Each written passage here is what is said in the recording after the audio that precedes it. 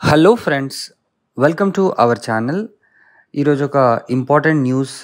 Already ఇది న్యూస్లో వచ్చింది, బట్ అగైన్ మన ఛానల్లో తెలియజేయాలనుకుంటున్నాను.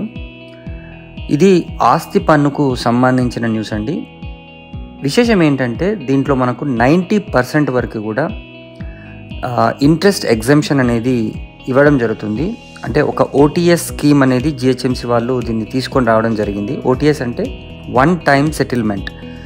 మన 2022-2023 ఫినాన్షియల్ ఇయర్కు గాను మార్చ్ 31 లోపు ఆస్తి పన్ను ఎవరైతే ఇంకా కట్టని వారు ఉన్నారో వాళ్ళ కోసం ఈ స్కీమ్ని తీసుకురావడం అయితే జరిగింది.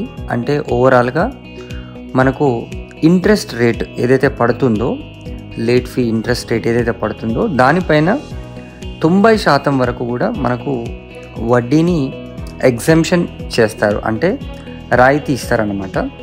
సో ఈ అవకాశాన్ని ఎంత తొందరగా వీలైతే అంత తొందరగా మీరు వినియోగించుకొని మీరు ఇందులో ట్యాక్స్ని సేవ్ చేసుకోవచ్చు. ఇట్లాంటి స్కీమ్స్ మనకు ఆల్రెడీ 2020 ఆగస్ట్లో, 2022 జూలైలో కూడా రావడం జరిగింది. అప్పుడు ఇట్లాంటి స్కీమ్స్ ఇవ్వడం వల్ల బల్దియాకి మంచి రాబడి కూడా వచ్చింది. అదేవిధంగా ఆస్తి పన్ను కట్టే వాళ్ళకు కూడా ఈ ఎగ్జంప్షన్స్ ద్వారా వాళ్ళు కూడా లాభ పొందడం అయితే జరిగింది.